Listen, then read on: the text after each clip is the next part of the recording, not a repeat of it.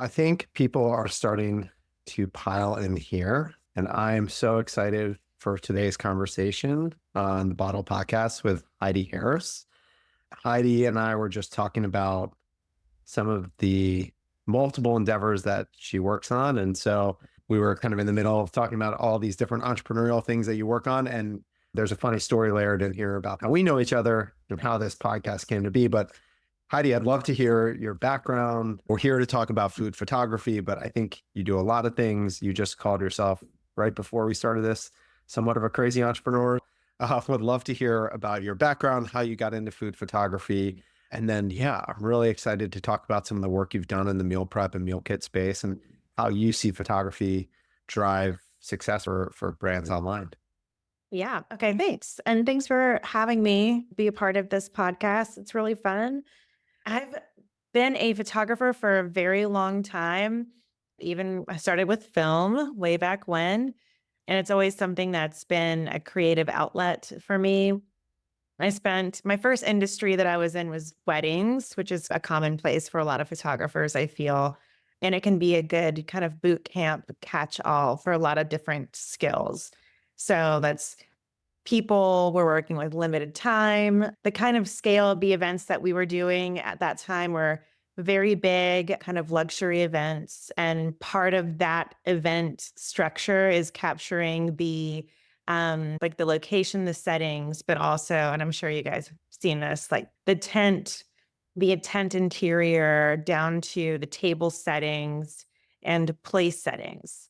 And that is very naturally what rolled into translating that portion of a wedding day into hospitality work. So shooting restaurants, hotels, resorts, where the food and bev component was a really big part of what we were capturing, along with kind of the human experience or the experiential piece. But I loved shooting food and working with chefs. I went to art school, I studied drawing. Chefs have a reputation of being a little eccentric as well, and I really vibe off that energy. I like that what they do is meant to be consumed and destroyed, and so the photograph really preserves that for them, and it's just been a really fun space to work with. So roundabout way, that's how I wound up getting more exposure with the food and bev and restaurant world. What drove you to be an artist? So you said you went to art school. Some inside conversations. We just talked about your son, that drum set in the background is your son, the guitar is yours. It seems like you really Yeah. love to create and be creative. What is the origin story for you in terms of wanting to be an artist and finding your way into like how that became a commercial endeavor for you? Yeah, I would say I had no choice. This is definitely how I've shown up, was just very creative, loved drawing, loved colors, spending a lot of time outside, looking at the clouds. I was just this like naturally inclined in that kind of mindset, creative mindset. And it was no question to me that I needed to go to art school. And I chose drawing because I felt like it was a great foundation, kind of fundamental skill set that things could be applied to. And I still practice art. I've been involved with the art community in Atlanta for a really long time. And photography for me was something that was a really great hybrid. It satiates my creative need, but I can apply it to a variety of different niches and industries that is a little bit easier to monetize than being a fine artist full time. So Yeah. And I think one thing you're not mentioning, and we haven't gotten into your different businesses, but you also have impact. A little bit of background. Heidi came to me in a couple different ways, but for this podcast, I actually emailed a former guest, Laura Fryer, who does a ton of PR in the restaurant and food and bev world. And I asked, who's the best photographer in Atlanta? And she immediately sent me Heidi's information. And Heidi and I were emailing back and forth. And I put together that this is the same Heidi that for the last 6 years has taken every picture of my family. And so one of the most beautiful things about this conversation, I think some of the work you do, is that your pictures hang in our home and are like my favorite part of our house. It's this gallery wall of all these pictures you've taken, and you took the pictures of my wife when she was pregnant with our first child, and now taking pictures of all three of our kids. And when I found out that there was this like a beautiful meeting of something that's so personal to me, but also something that's so interesting to me, which is and something that we see a lot at Bottle, which is the power of photography for selling online, especially selling food online. That was especially meaningful. So it was really cool to put those two things together. I'd love to hear about your kind of food photography background. Who have you shot for? What are some of maybe one of the most fun chef stories you have? You don't have to name names, but would love to hear who you shot for and some of the people, some of the work you do in the food space. And maybe before we even do that, tell us about your businesses. We have a bunch of entrepreneurs on here and who will listen to this. Would love to hear about the different businesses you're working on. And then we can go into who you shot for and your food photography background. Sorry, my dog is barking back there. We can't hear it at all. Okay. Yeah. Zoom does an amazing job of noise cancellation. Okay, so let's see. To start with, I guess, who I've shot or All right, let's start with what businesses you're working on. So you do the family photography, and then what else? yes, I have a family photography piece, which is again from that wedding world. It just blends naturally into newborns and families, which I love doing. And as a creative, I've picked up things along the way that I've enjoyed, and I didn't want to get rid of it in order to change and acquire something else. So I really wanted to add pieces. So I have a newborn or family photography portion of my business. I have a school, preschool, and daycare business, which is called Silly Goose.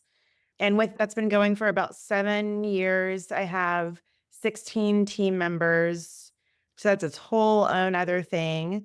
Wow. I have another business called Heart Book, which takes kids' artwork and makes a kind of a beautiful heirloom quality coffee table book. And I'm launching another business next year, which will be my first way into a tangible item. So, like some hard goods for photographers. So, branching out and going and going. Yeah.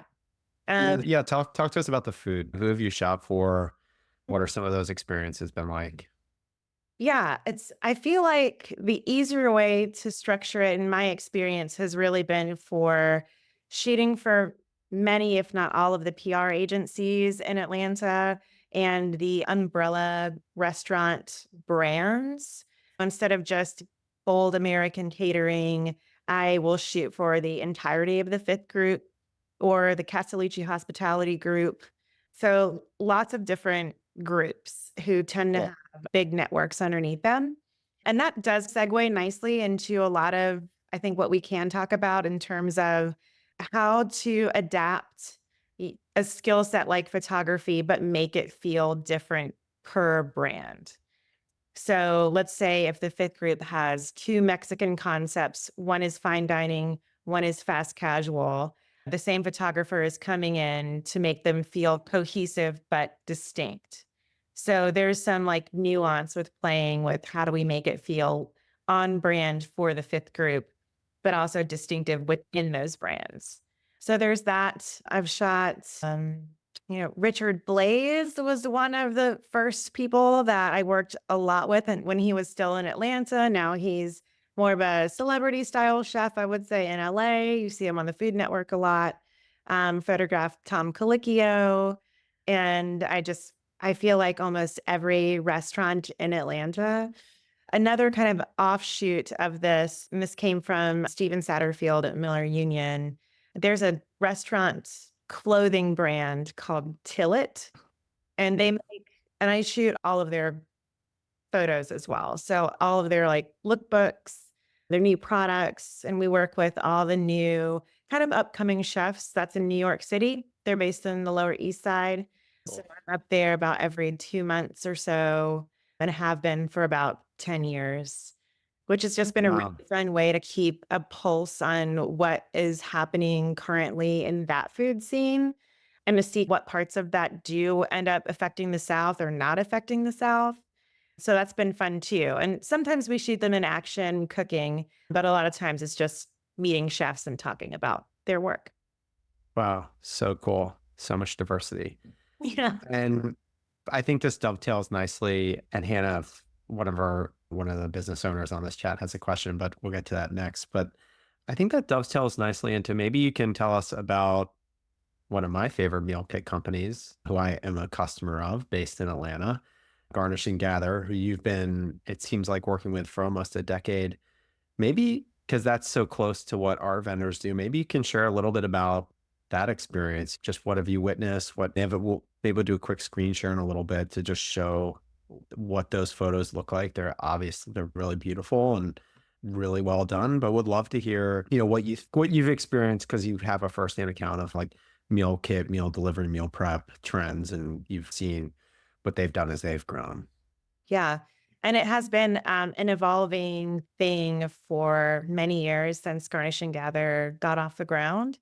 I will say a big thing that maybe this seems obvious and maybe this is an approach that a lot of people take, but with their specific approach, we're shooting a little over a month's worth of content on one day. Okay. So that's a lot of That was going to be my first question. So they change their menu every week, right? That's right. So they plan their menu for a Yeah. month, and then you go in and shoot all in one day. I think that's a really good takeaway as a starting point, actually. Yeah, we do. We try to maximize the time and effort that it takes. Photo shoots take all that pre-planning, the time and effort. So how do we do that as a small business and make it manageable without it completely depleting your resources?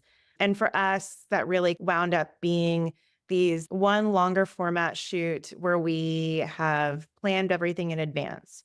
Now, sometimes, and in the beginning, that was like we have 3 pieces of chicken and we are rinsing it off and it is not cooked.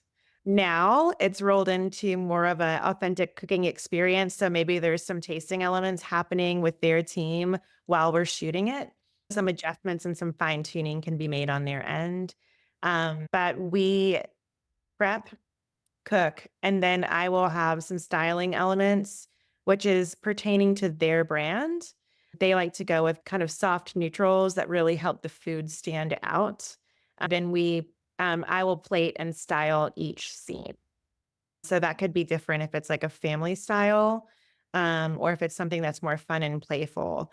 But with food and meal kits, primarily, we're trying to make it really driven, just like a POV style. If you are at a restaurant, though these are made at home, we are just trying to make it enticing, very appetizing, super yummy is the word that I use a lot.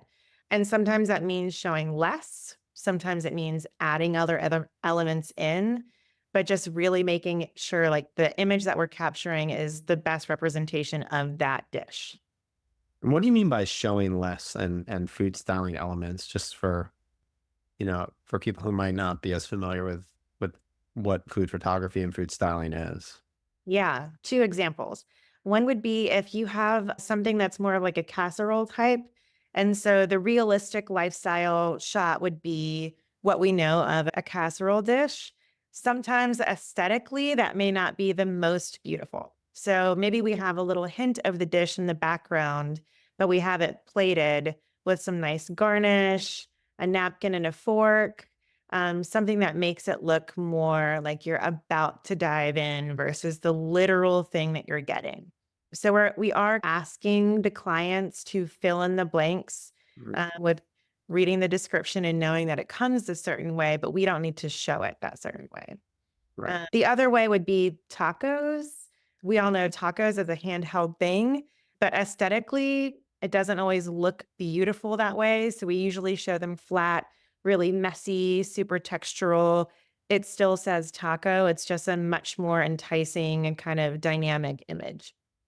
And like, how do you think about some of the more technical things? So well, I'd be curious to know, what's a day in the life like on one of these shoots? So the chef prepares the food, and I'm trying to think, for people who are watching this, for them, like, to think through how they could DIY it, Yeah. or how they might work with a photographer to help them execute really well. But walk maybe like fundamentally what happens. So the chef makes the food, or the team makes the food, and then what? Are they putting? You said you plate it, so you actually put the food on the plate. Mhm. And are there things that you're thinking about while you're plating? How are you thinking through like how to plate? And if it's helpful, I can bring up an example, but maybe we just talk through it verbally first. Yeah. Yeah. I think my plating approach is directly derived from the new restaurants that I see. And I do take time to follow current food magazines, cookbook authors online. So I have a visual idea of some newer, fun approaches. So we'll take that aesthetic and bring it to the dish. There are sometimes two chefs prepping things. So whether that's if it's a chicken breast, the protein is there. If it's like a rice and a veg, all those components are separate. So very Sue style, mise en place, just like very there. And then I will take the things, and if it's a beautiful sauce, we'll swipe it on the plate. Sometimes it'll be drizzled on top. Sometimes a piece of pork chop is whole. Sometimes it will be cut. It all depends on how that final presentation is coming together. But we're really trying to make it look like current restaurant quality, delicious food that anybody could achieve themselves at home. Right. And would your suggestion be to go in that direction, even if I'm delivering meals and a certain, obviously Garnish and Gather's meals, they're prepared by the person at home. It's a meal kit, but you're presenting it as the final kind of presentation. I think what we've seen on our side, and the data supports this, is that you're definitely having beautiful photography with a plated meal typically leads to better conversion. We do see a lot of meal prep folks presented as in the container, and that's a choice they make, but they do a nice job of that. So I'm curious, obviously you need to have it cooked, but what do you sense like the trade-offs between the two of, okay, I'm going to show this as it comes versus I'm going to show it more Yeah. like restaurant style? Yeah, and we've learned the same. Garnish and Gather will sell some direct to consumer, other kind of bundles, whether that's soup containers from Super Jenny or angel cakes, like lots of other kind of grocery items that are pre-prepared and packaged. We always take them out of the package and plate it. We sometimes will need to show it both ways just to make sure that it's being clearly represented accurately. And there are creative and fun ways to do that too. Maybe it's somebody holding a stack of things or taking it out of a bag or in the fridge. But I think if you're selling the meal, show the meal. And that's really what helps make people want to buy it. Cool. And then in terms of plating, either chef does it or maybe chef and photographer, or chef and if it's the owner doing a DIY, they plate it and really try and make it pop. I love this idea of, and I'd encourage our owners to do this, trying to stay super current, following food photography, seeing what things look really well, what things are trendy, like how people are styling, because I think that could give really nice perspectives on what the most kind of food forward people are doing. And then I guess the only other question I have here on the technical side would be like, what about the styling of things around the plate? So how do you think about color contrast, and you just mentioned for some of the to-go stuff, being super creative, putting it in the fridge, like how do you think about setting up the entire scene so that it creates this picture in the customer's head of, oh, this is going to be a beautiful dinner that I have at my house? Yeah. Yeah. There's a couple of things that I feel like are must haves when photographing food, whether that's actually at a restaurant or for Garnish and Gather, and that's scale. To show any item with scale lets the consumer know through a screen, this is what I can expect. So to me, plate size alone doesn't always translate to what portion size you're getting, but things like cutlery, knives, forks, glasses, that does.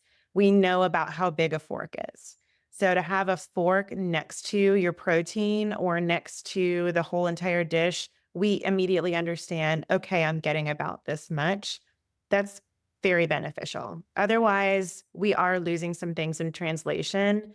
So having a little bit of propping elements, and I would say for each brand, if there's like specific colorways that are really derivative, go with that. So choose that color of napkin or a subtle suggestion in a glass in the background.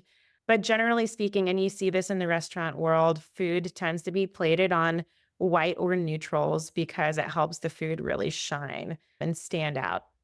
You can have fun with it. And if it's in a cast iron skillet, then of course it's darker. Or if it's on a marble cutting board or a wood cutting board, you can have different elements coming in, making it feel more formal or more casual. Yeah. But I think always having something to show scale really just tells us what to expect. Scale and also like texture. It sounds like cutting board versus like the plate. So you create some depth and kind of volume to the image. Yes. What Yes. what what are you seeing in terms of in the DIY world, and like how do you think people should think about taking pictures themselves? One of our questions is, are there photo apps you'd recommend? If we have a charcuterie business on this one, so it's Michelle who has a charcuterie business. What would you recommend for a smaller startup that maybe doesn't and have time to invest in photography? What are some of the things they should be doing, thinking about? How can you do this yourself? Yeah. The first thing that I would do is approach it with something that feels brand specific. In the photography, like the correct photography term is called a tone or an action. So, for a quick example, that would be like making a photo that was color black and white. We all see those kind of different effects and filters that we have on an iPhone. There is a program called Afterlight that allows you to edit photos, I think, a little bit better than what the phone comes with. Although truly these days, I think phones take really beautiful photos. I would just apply a filter of your choice then and make it look like you. And I say that only because if somebody is scrolling on the phone, we want it to be distinctual between your brand, your charcuterie, and a picture of charcuterie. So that could be a styling element in the background in addition to the tone. You'll see sometimes people shoot something, it's called direct light, but basically really bright sunlight that looks very beautiful for things like honey and oils and light colored liquids, but it's a very distinctive look. So I just think having consistency in your lighting, consistency in that tone, and consistency with some styling that makes it you and your brand are going to be things that drive it always feeling like what you're offering. Well, and in terms of the apps, you mentioned Afterlight, is that right? Are there any other tools or guides or resources? Like I'd love to hear you mention what are some of the places you're learning from? Is there a place where someone could, after this podcast, and we'll link to it, is there something you'd suggest if they want to learn to get better at photography in the DIY side, somewhere they can go and learn to do this themselves? Do you have any suggestions on that front? Reputable places online. I feel like I don't know. I don't know if any like off the top of my head. I would say anybody's welcome to email me if they have any questions. I love to help people with this specifically and do frequently. I think again for that ease and the brand consistency, it really is trying to determine where you're taking those photos and making sure that place is a place that makes it easy. For me, we're shooting against window lights, and I do bring in supplemental light, especially for Garnish and Gather, since this is their kind of their new aesthetic, the new brand, just a little bit more shadows. Yeah. But having good natural light is key. I think, especially for anybody who's more novice, beginner, working with a phone and trying to maintain that consistency. Just because you're shooting food, it doesn't mean that it needs to be in the kitchen. It can be on the floor. It can be on a surface, shoved next to a sliding glass door, on a table next to a window, wherever it needs to be. Create your scene. Very cool. I love that tip. All right, I'm going to do some questions and then we can come back to more thoughts on my end. So I think this one's interesting because it transitions us from like the DIY thought over to if you're going to hire someone. So Hannah, who for context is in Arizona, is asking about pricing and packaging. How to just ballpark, how do you think about like how should someone charge? How does pricing typically work? And maybe before we even do that, let's start with how do you pick a photographer? What are some things to think about when you're selecting a photographer, in your opinion, if you were going to pick someone, and then we can talk through pricing. Yeah, I think, and I would say I do specialize in working with small business, providing photos for people in a variety of industries. And the key word that I would say is that I am relationship focused. So if you're going into a new venture with a photographer and the idea is to create a streamlined, seamless experience where people are really dialed in and equally invested, it's going to create that relationship. To me, the relationship is the paramount thing that precedes business. And with that in mind, I price myself accordingly for ongoing business with clients. So, as a photographer, I might get some flack on this, but I do actually feel like I have a lower rate based on the understanding or desire for ongoing continual work. And for that reason, because it's business, I have a flat rate per day, and that includes all of the edited photos and full usage rights. Everything goes to the business for the benefit of the business. And it is not Heidi taking pictures for Garnish and Gather. It is Garnish and Gather. I feel like it's really important. That's a really important point because I do think you see photographers, there's a cohort of photographers that they actually want to own the IP. So it's That's right. their IP. You as the business are just getting the right to license them. And I think that is probably a huge takeaway for today, that it's really important that at the very least you have co-ownership. But I love this idea of it's a day rate and then the business owns the rights to those photos. That was something that was really important to me when I ran my meal delivery company, is we own the rights to the images. And what is like someone with a year of experience, what do you see as like the typical day rate versus someone with a decade or 2 decades of experience? Like what's some ranges people should be thinking as they're out there about pricing? Yeah, I would encourage people to set a price where they feel like their value is being met. And we all have the ability to incorporate trade if needed. I'm a fan.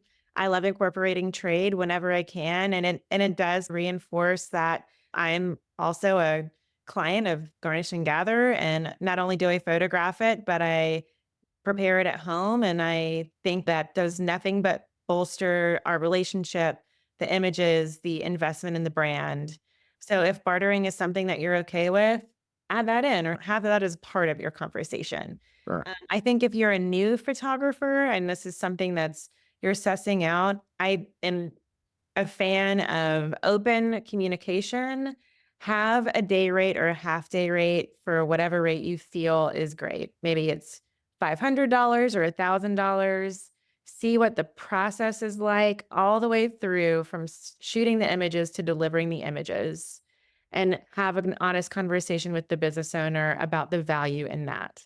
I tell clients this myself. I've been shooting for 25 years. And if I have a new client, I say the exact same thing. For your investment in photography, this should come right back into your pocket. If it doesn't, I need to know, but it should pay for itself. And in that first iteration, it should pay for itself and then give everybody the confidence to move forward. And if you were a meal prep or like in the Garnish and Gather owner seat, and you were assessing, or not Garnish and Gather because you wouldn't assess yourself, but you were in a similar business and you were assessing a photographer, what are some of the things you would ask or want to see if you were thinking about hiring someone to shoot? Or even like with Silly Goose, it sounds like you hire photographers to shoot for you. So what are some of the things you think about or what should an owner of a business think about when hiring a photographer? Yeah, I do feel like those images need to be ownership of the company. And from my point of view, from a photographer, I am helping direct some creative, but the main usage rights and how the images are directly benefiting that business. If I need something on my end, hey, previous client, I'm bidding on a job. I really need to show them some of this work. Is that okay? Yes, absolutely. You can use me as a referral. Great. That's, I feel like, where it comes into place more so is if I'm trying to bid on a job, let's just link everybody together for a referral. I think it Sure. looks professional. I think everybody's in good standing relationship wise. And again, defaulting back to the intention being longevity of a great working relationship. It makes it easier as time goes by, seamless, and as a freelancer, you get your dates booked. you don't need to constantly find new clients if you have a roster of ongoing, essentially retainers. Cool. And then in terms of what you've seen, like, how do you think, I always think of this Airbnb story. I don't know if you're familiar with the Airbnb story, but like Airbnb basically saw two things. The first thing was they started with the customer taking the images themselves. The photos looked dingy. It's also 2012, but like the photos didn't look great. So then they invested in sending photographers to the actual rentals to take the pictures. And immediately they saw like massive conversion. I'm curious, like, what has your experience been with people like Castellucci? And for those who are on and don't know, like Castellucci, Michelin starred restaurant group, like 8 or 9 units in Atlanta, unbelievable restaurateur. Same thing for Garnish and Gather, like beautiful business, large meal kit company in Atlanta. What do you like? Do you have any sense of like, how does photography drive business for business owners, for especially in the food space? Yeah, I think it should almost instantaneously pay for itself. And with my day rates, I price myself per day, no matter what industry I'm shooting for. It's just like the experience and what I'm bringing to the table. But having a delicious, appetizing, current, and modern take on food is what's going to make the difference between somebody choosing to go to this restaurant on a Friday night or somewhere else.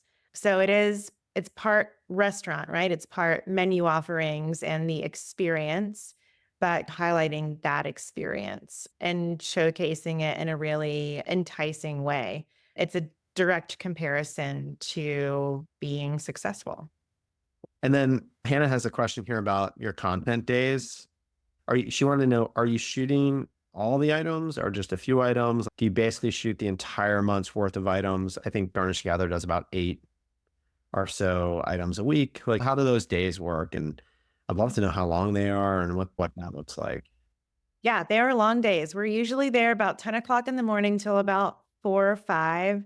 We'll shoot anywhere from 30 to 45 meals. And it is a well-oiled machine at this point, but we are just like cranking it out. And what we're originally styling every single dish to make it look unto its own special little picture. We will take breaks if there's like a seasonal promotion, which has been going well. So if it's going to be something for a Thanksgiving meal or a holiday, or if it's like any kind of promo or limited time deal, we can spend a little bit of extra time making sure we have space either above or to the side for copy or text. If we're not sure where the copy is going, giving some options for those things. So the meals are prepped in their little, okay, here's all the elements we need for dish one. I'm plating it, shooting it, cleaning it up, plating the next one, shooting it, cleaning it up, onward through the whole day. You know that. Get them Yeah. all. That's Yeah. right. Cool. That's really wild. That's awesome. That's And kind of then, what I say. Sorry to jump in, but when I talk to new businesses and even for myself, we all have to start somewhere. But I do think with your investment, and that's what it is, an investment in photography and in your brand. If you can invest in your own brand, chances are other people will. If you don't, chances are other people won't. So it does take a little bit of that belief and also just paying attention to, okay, we've got the images taken, they're being implemented 2 weeks, 3 weeks later, and I'm paying attention to our income and I need to see a difference. And I it think should, that's a worthwhile thing to say to a photographer. Okay, I'm going to hire you. We're going to try it for this month. I'm going to make the investment in this. And maybe you're also, as an owner, making an investment in some ads or something else to drive traffic, but you want to see, okay, if we have the new photography and we're measuring like how many people are landing on our site, what does the conversion look like now that we have photography, and looking at the difference and measuring that and sharing that with the photographer, and maybe making a 3-month investment, but really trying to think about, okay, how do we use photography to our benefit? Like I said earlier, it's definitely something we see, at least anecdotally, driving conversion for sure. And I think it's, without saying you're selling something, it's, people can't sample it because they're buying it online. You're selling something that has to look great. So that's all super insightful. I'm curious. I just have a couple more questions, and then maybe we can break down a few pictures on Garnish and Gather, and I think that'll run us right to the hour. But I don't know if you've been following AI at all. One thing we're interested in is what is the role of AI in food photography? Something we think a lot about as a software business. How could we even use AI to help people with their photography? But I'm curious what you've observed or seen, or if you're using it at all, or have any thoughts on where AI takes us on photos. Yeah, I have used it a little bit, mostly for things like backgrounds and other kind of very specific ways that I want to enhance something and to make it look perfect for ads. Outside of that, it's good, but it's not great Yeah. yet. I'm sure everybody's seen that, right? And thankfully.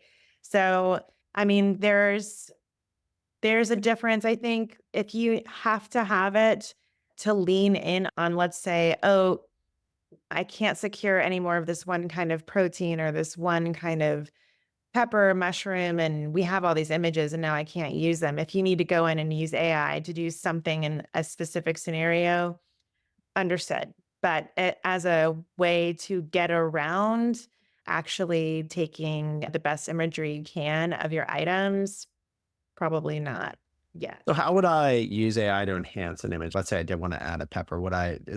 Do you just drop it in, I think, ChatGPT, or using like, I think one's called Mistral? What software would you recommend if someone wanted to? At least I think I agree with you. Do you think it's like a patch, or it's an maybe background, or even as I'm not a professional, I think the way I would use it is I would take the images and then maybe put it into somewhere to have them make it look better. So take this image and make it look better, I think is a nice use case for AI. Like, where would you suggest people start, or what are you using to do that? Or are there different tools that you're aware of? I use Photoshop and Canva. I think Canva is a really great way to make things look, and I think it's very user friendly too, to do ads for social, or you can take a little element and make it like a wallpaper or a background and make it like fun and interesting, or maybe a little animated. Canva does that in a really great way that I feel like is pretty user friendly. Photoshop that I use is not user friendly, but that's what I'm familiar with mostly. That's the professional suite. Cool. Well, I'm going to share my screen, and I wanted to just have you talk through two or three pictures you took and what we're looking at and what you were thinking. And maybe we can just do a quick like live breakdown. Hopefully you can see that. We have a Lebanese kale and chickpea, a cashew chicken stir fry, and a harissa salmon. All of these sound delicious, but I think it's cool to see the three of them stacked against each other. I'd love to hear what went into each one and what you were thinking when you took them, and the styling elements, and like why you used like some beverage in one of them, and where you placed. Give us, maybe spend a few minutes on each and some of the technical details to really get into the weeds here. And I'll click on one to see if we can get, yeah, there you go. On page, yeah. So this header image, horizontal, is really, it's very neutral. So we have a neutral linen, a neutral plate, and the food is mostly neutral. So what we're doing is bringing in a hard direct light to get that really pretty reflection from the wine glass and make it look like dinner hour and just make the food look yummy and pretty close. It's pretty close up. So we can still see that it's at a place setting, but we don't see, it's not too pulled back. Garnish and Gather on their website, they crop to square. So we do keep that in mind. And that's, I think, a great question when, especially when photographers are working with a new client or potentially with a client who's going through a rebrand, having almost extensive conversations with the web developers, how the images are going to be utilized. Are they vertical or horizontal or square? To really, or do we not know yet? Let's make sure that we provide the options. Really doing your part as a photographer with the imagery to deliver what's needed for the specific usage. Yeah. And for anyone on Bottle, email us and we'll give you all the specs you need for a photographer, because we can certainly guide you in that direction. We also crop to square for the most part. Yeah, adding in a little fork element there. Yeah, and so we're trying to bring in this image on top. It's garnish is in the name. So garnishing is super important to the brand. And otherwise, we try to bring in some styling elements with local produce or seasonal items. Cool. And then let's do maybe, I had those first three, but let's do the curry salmons. Oh, it doesn't look like I can Ah, got it. I'll go back to this main page. So talk us through, I'll pick one that I really like. I'm curious about this, the garlic mushrooms, because it's a side dish and it's also a bit of a different contrast in terms of the purple. Like what made you choose a different color plate here? Like it is a little bit like these, I'd say the cream chicken and the cream pork chop is the same dish. So it looks like you use like the same styling, but talk about the color here, what you did here, why you chose to set this up this way. Yeah, that polenta on the base of a white plate with that kind of cream sauce, I thought it just might go a little too tonal. And that purple plate was something that we just got in and it was just begging to be used. So I thought that purple and yellow contrast would just be really beautiful and eye-catching. And still in the context of the website, make sense and not look too much of an outlier, but just add a little bit of color. And we do have a prop kit. So that's something I think else to keep in mind. We do have vinyl backgrounds that we use, which are really helpful for anybody to have. You can get them wet or oil, you just wipe them off.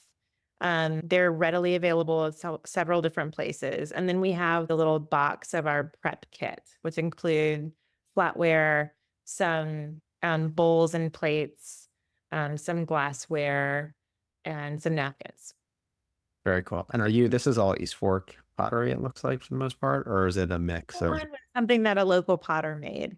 Cool. I do But think that's a really cool tip is I think that there's something to like a really beautiful plate. And for a business as a business investment, spending $300 or $400 on a couple different plates and set that look and have a certain feel and aesthetic that you as the owner really like, I think is like a cool thing to think about. Let's talk about this bowl. This is a really pretty bowl. Like again, it looks like you set the dinner time scene, but like what about this? It feels a little different than the other two. So especially like the background, like the table is a different color. Like what were you thinking on this shot? yeah, I'm still leaning into a tone on tone, which I also think reads as a neutral. So we have this kind of like a warm wood kind of background and this goldenrod napkin that are essentially acting as the same color. And the bowl being plated in a white bowl with these kind of like warm fog tones, just making it seem like a warming dish when the weather starts getting colder. Like today. And I Yeah. actually have a beautiful fire going upstairs in my house first one of the season. This would be a great dish to experience with that. With that, I think the last question we have here is again from Hannah, and is one that I love and I'm interested to hear. But what are you seeing in food trends and food photography trends? Who do you follow and what are the places that you go for inspiration? You mentioned it sounds like a quarterly trip to New York City, obviously the food mecca, in my opinion. Yeah. What else besides going to places like New York and maybe San Francisco and LA, which have very food forward scenes? What else are you doing to like keep up with the trends? And what kind of trends are you seeing? Yeah, my favorite place to be inspired are cookbooks. So Broma Bakery has a new one called Sweet Tooth. That's really great, beautifully shot. Brooke Williamson just came out with her first book that's mostly plant-based. But any current, especially these are happen to be more celebrity level chefs. Molly, I forget her last name, but new cookbooks by celebrity chefs tend to be, they've hired food stylists. They've had things plated in style. It's the best way to see fun, exciting ways because think about how long cookbooks have been around. People still buy them. It's one of the most successful, highly sellable books on market that beats novels, nonfiction, anything. It's cookbooks. So they're constantly coming out and they're a great place to get inspiration for new ways to show things we already know. Anything pasta related, desserts, anything flat like pizza, look in those cookbooks and you'll find fun examples of how to shoot that. That's cool. So take yourself on a little date and go to the bookstore and look at cookbooks. That's one like something I love to do. There's another question that Maggie has from the Real Good Life. She's asking, for a while, there were crumbs all over the table in every food pick online. I guess that was a trend. Is that still a thing? Is that something people are doing? Are you still doing that? Or were you ever into that? I'd love to hear your thoughts. Yeah, I do a little messiness where I feel like the messiness is appropriate. So if it's a tortilla chip that's been cracked, a little bit of that dust or crumb, or a little bit of a bread that's broken up. But I would limit it to what truly feels in the moment and accurate versus it being overly done. I agree that it can be a line, the messiness can be a line. But I think that and again, pertaining to your brand, if you're a brand that specializes, let's just say for family meals where small children are eating, to have a little hand or like a little hint of some kind of toy element like a crumb would make sense. So not all of the time, but I think occasionally when it's used, it can look really casual and comfortable and fun. Amazing. This was so cool. I really appreciate it. Is there anything I missed or anything our audience should know that we didn't cover or any lessons learned that we didn't hit on? No, I would just, you know, I would encourage everybody to work with a professional photographer or a dedicated photographer. Maybe that's somebody on an existing team, to try to identify the brand's imagery. We talk a lot about branding, whether that's in your font packages and your colorways and the story of the brand and what you're trying to go for and your ideal client. But thinking of that, thinking of how to reach your ideal client with the photo. So think about that demographic, think about where that demographic looks at stuff and copy it. That's a great way to end. I'm just going to end with one housekeeping item before thanking Heidi for her time and all this amazing insight. So we launched a community exclusive to meal prep owners on Facebook that will be going, it is live. We'll be going live next week. We're going to do at least a couple times a month, hopefully every week, a live Facebook where we do Q&A with either meal prep owners or people like Heidi in addition to our podcast. So hopefully you can join. Chelsea dropped the link in the chat. And Heidi, thank you so much. I really appreciate it. And I guess I'll see you in a month to take some family photos. All right. Thank you so much. Thanks, everyone. Okay. All right. Bye. Bye.